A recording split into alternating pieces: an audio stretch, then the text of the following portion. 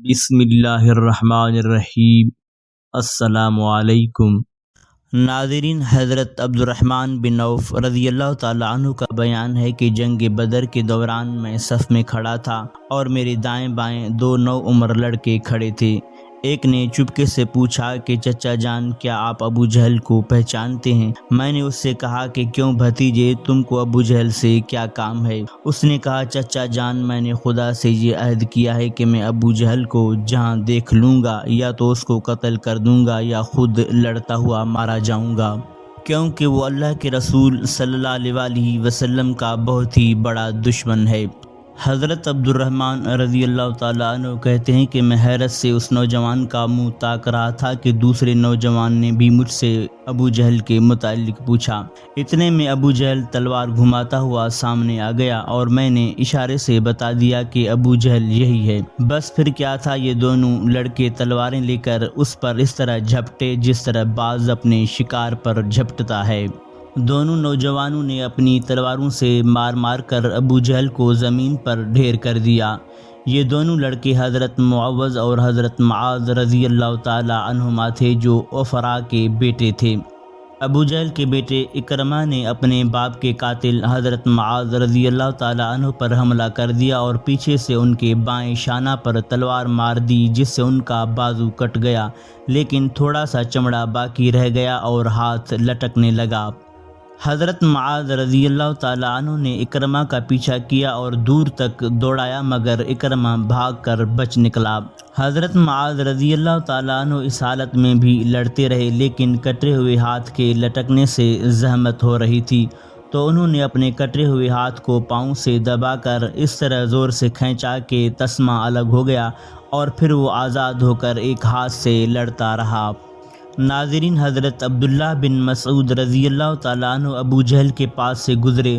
اس وقت ابو جہل میں کچھ زندگی کی سانس باقی تھی۔ حضرت عبداللہ بن مسعود رضی اللہ تعالیٰ عنہ نے اس کی گردن کو اپنے پاؤں سے روند کر فرمایا کہ تو ہی ابو جہل ہے، بتا آج تجھے اللہ نے کیسا رسوا کیا۔ ابو جہل نے اس حالت میں بھی تکبر کے ساتھ یہ کہا، بس مجھے یہ افسوس ہے کہ کاش مجھے کسانوں کے سوا کوئی دوسرا شخص قتل کرتا۔ حضرت معوذ اور حضرت معاذ رضی اللہ تعالیٰ عنہما چونکہ یہ دونوں انصاری تھے اور انصار کھیتی باڑی کا کام کرتے تھے اور قبیلہ قریش کے لوگ کسانوں کو بڑی حقارت کی نظر سے دیکھا کرتے تھے، اس لیے ابو جہل نے کسانوں کے ہاتھ سے قتل ہونے کو اپنے لیے قابل افسوس بتایا۔ ناظرین، جنگ ختم ہو جانے کے بعد نبی کریم صلی اللہ علیہ وسلم حضرت عبداللہ بن مسعود رضی اللہ تعالیٰ عنہ کو ساتھ لے کر جب ابو جہل کی لاش کے پاس سے گزرے تو لاش کی طرف اشارہ کر کے فرمایا کہ ابو جہل اس زمانے کا فرعون ہے۔ پھر عبداللہ بن مسعود رضی اللہ تعالیٰ عنہ نے ابو جہل کا سر کاٹ کر تاجدار دو عالم صلی اللہ علیہ وسلم کے قدموں پر ڈال دیا۔ ناظرین، اس جنگ میں کفار کے 70 آدمی قتل اور 70 آدمی گرفتار ہوئے، باقی اپنا سامان چھوڑ کر فرار ہو گئے۔ اس جنگ میں کفار مکہ کو ایسی زبردست شکست ہوئی کہ ان کی عسکری طاقت ہی فنا ہو گئی۔ کفار قریش کے بڑے بڑے نامور سردار جو بہادری میں یکتائے روزگار تھے، ایک ایک کر کے سب موت کے گھاٹ اتار دیے گئے۔ ان ناموروں میں عتبہ، شیبہ، ابو جہل، ابو البختری، زمع، عاصم بن ہشام، امیہ بن خلف وغیرہ وغیرہ یہ سب مارے گئے۔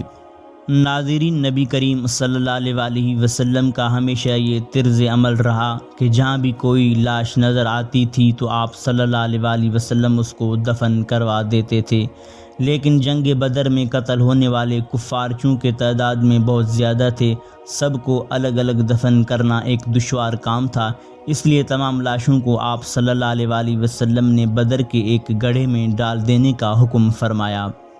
جب کفار کی لاشیں بدر کے گڑھے میں ڈال دی گئیں تو نبی کریم صلی اللہ علیہ وسلم نے اس گڑھے کے کنارے کھڑے ہو کر مقتولین کا نام لے کر اس طرح پکارا کہ اے عتبہ بن ربیعہ، اے شیبہ بن ربیعہ، اے فلاں، اے فلاں، کیا تم لوگوں نے اپنے رب کے وعدے کو سچا پایا؟ ہم نے تو اپنے رب کے وعدہ کو بالکل ٹھیک ٹھیک سچ پایا۔ حضرت عمر فاروق رضی اللہ تعالیٰ عنہ نے جب دیکھا کہ نبی کریم صلی اللہ علیہ وسلم کفار کی لاشوں سے خطاب فرما رہے ہیں تو ان کو بڑا تعجب ہوا۔ چنانچہ انہوں نے عرض کیا، یا رسول اللہ صلی اللہ علیہ وسلم، کیا آپ ان بے روح جسموں سے کلام فرما رہے ہیں؟ یہ سن کر نبی کریم صلی اللہ علیہ وسلم نے ارشاد فرمایا کہ اے عمر، قسم خدا کی جس کے قبضۂ قدرت میں میری جان ہے کہ تم یعنی زندہ لوگ میری بات کو ان سے زیادہ نہیں سن سکتے، لیکن اتنی بات ہے کہ یہ مردے جواب نہیں دے سکتے۔ ناظرین، جو صحابہ کرام رضی اللہ تعالیٰ عنہم جنگ بدر کے جہاد میں شریک ہو گئے، وہ تمام صحابہ میں ایک خصوصی شرف کے ساتھ ممتاز ہیں۔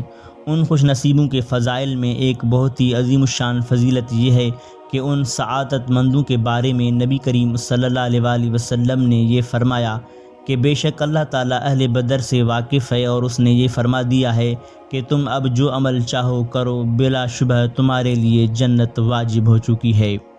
نبی کریم صلی اللہ علیہ وسلم نے فتح کے بعد حضرت زید بن حارثہ رضی اللہ تعالیٰ عنہ کو فتح مبین کی خوشخبری سنانے کے لیے مدینے بھیج دیا۔